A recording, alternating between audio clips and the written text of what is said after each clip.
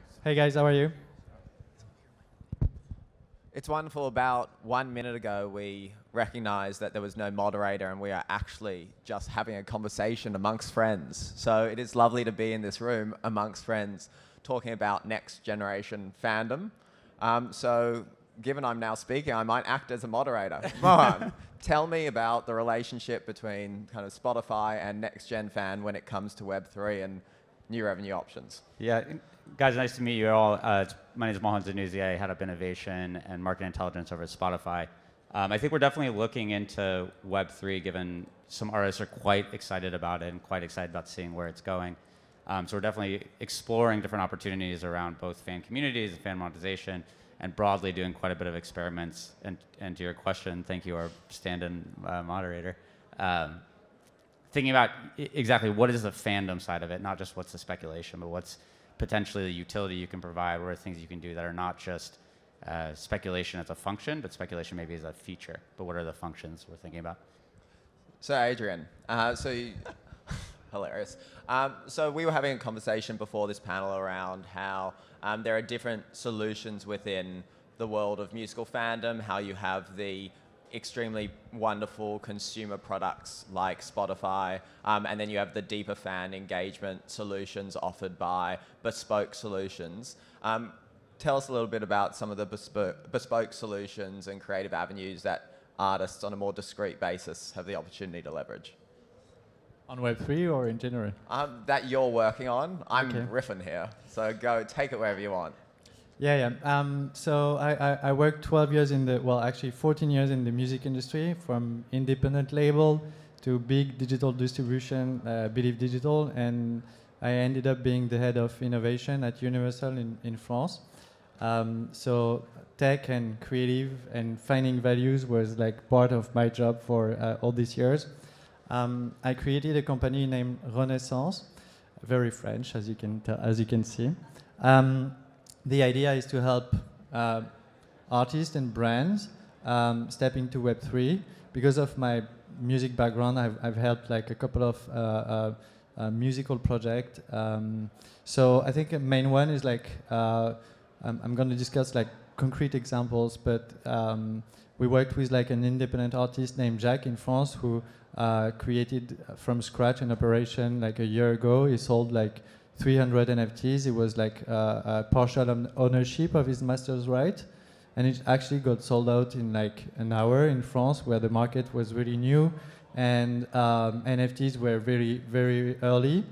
But we wanted to show, like, it was at the time when people were like, fuck, what are NFTs? Like, why is this people thing worth 69 million euros?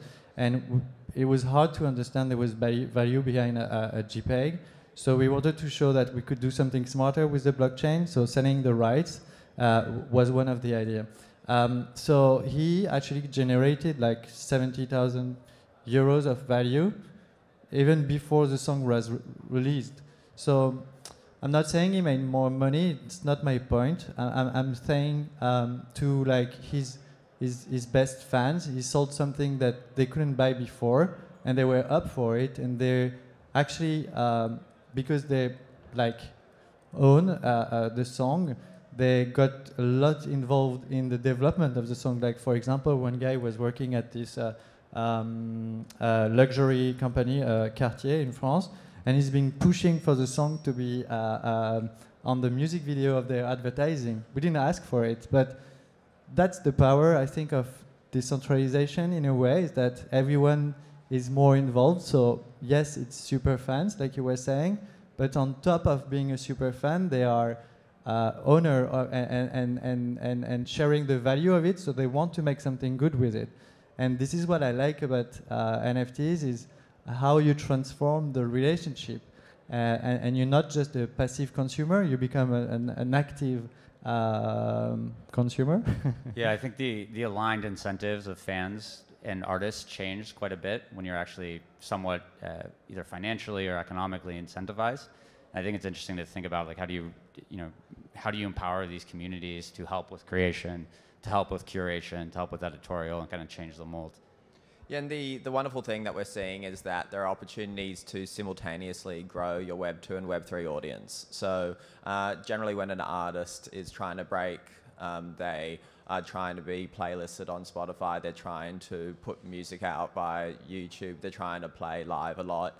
They're growing their audience. What Web 3 offers is a way to have a commercial CTA at the end, or during that process, where alongside growing an audience of kind of a wide reach, passive engagement, you can also be able to fund yourself through delivering kind of experiences on top of what general musical consumption allows for. And that's where creative solutions like what Adrien's talking about, like what Serenade offers, is a wonderful solution to commercialize your operation, and then as Spotify, you're able to be kind of the modern radio and stretch beyond where an artist can hope to be when they get started. But ultimately, it is yet to be the place where an artist can fully commercialize and create a sustainable revenue stream. But do you challenge that?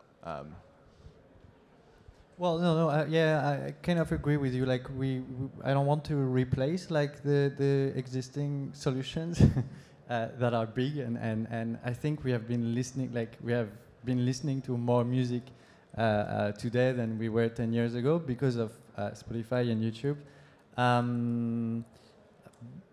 But my point is that maybe like in the future we will not be listening as much as we do today, but we'll have deeper relations with the artists we follow. And I'm not saying we will be listening to more music like with Web3 solutions, but I'm saying, yeah, the engagement and the relationship is probably going to change. I'm working with an artist named Agoria. He's a DJ and he's also like a creative artist, and he's selling a lot of NFTs in France in the world now. And also, I think maybe music artists can be doing something else than just being there on streaming platform or doing content with Instagram. And this is what I like today. It's like the creative field that Web3 opens is pretty huge, and the narrative you want to tell as an artist is big there. And this is what I like to see. Yeah, I think what I'm seeing is some artists now starting to step back and say exactly if this is my software, this is my tool, not necessarily my end product in terms of NFTs, what can I do? Like, how can I think more creatively? How can I create new experiences that, frankly, maybe it's not even music. Maybe it's not even a song or a record, but maybe it's an experience or a relationship, or kind of reconstructing how they think or imagine their art is something I'm seeing. And I think it's not just next-gen fandom in terms of that relationship, but it's next-gen creativity in terms of what the artist can do. And so I think for me, it's like I push everyone in the space to think about, the blockchain or the Web3-ness or the NFT-ness of some of this stuff. That's not the end product. Is that the tool? How can you produce new things? Which I think is I think that's where I think the market's going, and I'd like to see the market go.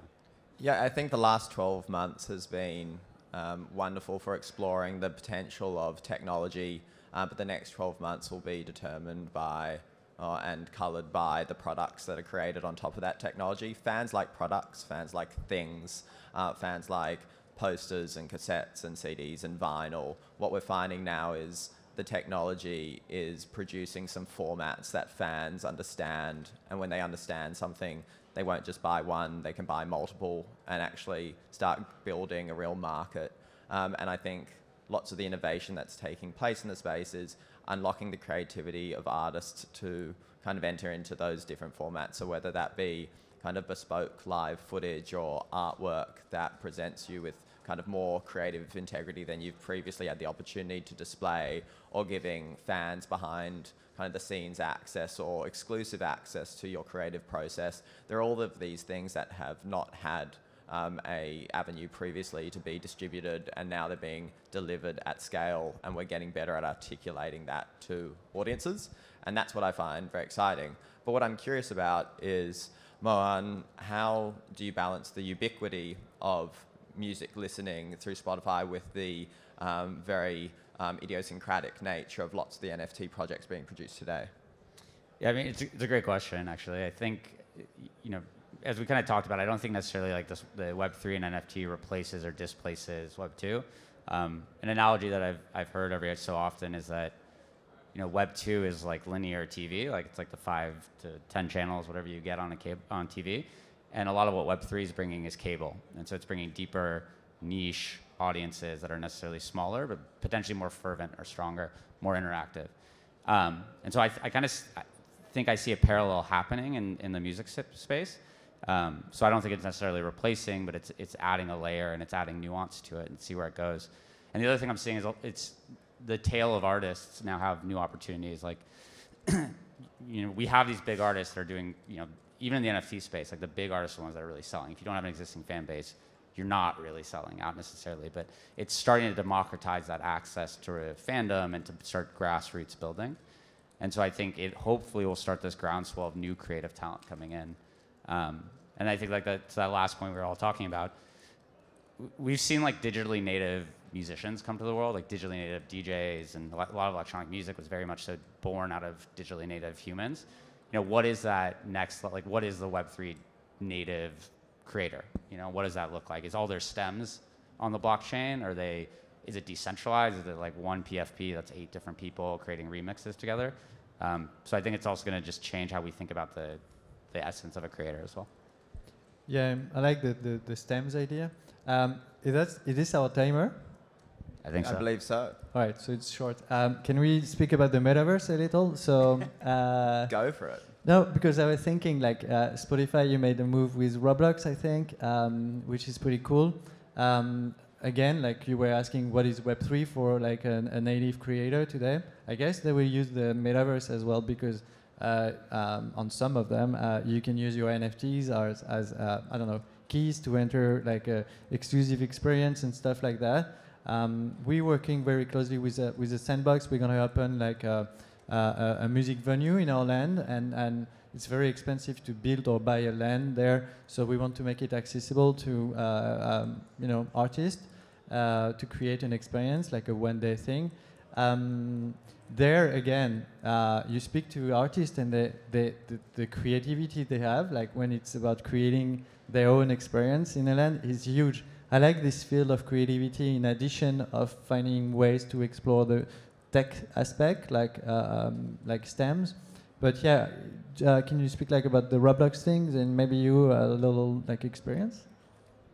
I mean, I'll give it just 10 seconds. So yeah, Spotify, we obviously announced our Spotify Island on Roblox, which I think is an incredible experience. We've also done a space that's focused on K-pop music called K-Park. So I think you guys should check it out. It is a new immersive way for us to engage audiences specifically in that Roblox demographic that I think is quite exciting. And I think we're consistently looking at new ways to experiment in the space. I'm still not quite sure what the metaverse is, to be perfectly clear. I believe it is Neopets, but that's just me. No, so what Serenade has gained a reputation for, particularly in the UK and Australia, but also in the US by working with artists like Young M.A., we've become known for creating really simple, digestible products that fans understand without having already been onboarded into Web3. So the way that you purchase a music NFT on Serenade requires no pre-existing knowledge or kind of assets. You can kind of log into Serenade. We create a digital wallet on your behalf. You can use a credit or debit card to make a purchase, such that the experience is really that of checking out on Shopify. And so many of the buyers that kind of shop with us are actually people who just love an artist and would buy any type of merchandise solution. So we haven't actually played much in the metaverse game yet, as much as I think it is a wonderful new stage for artists to play on and a new way for fans to kind of experience and discover new stuff. But what we're working very closely on is how we can work with Web2 artists with strong audiences to create simple goods that their fans will understand and will offer a more meaningful long-term relationship and set of experiences going forward because of the power of the underlying technology. Yeah. All right, thank you guys. Thank you very much. Please give them a big round of applause. Our mystery panel. And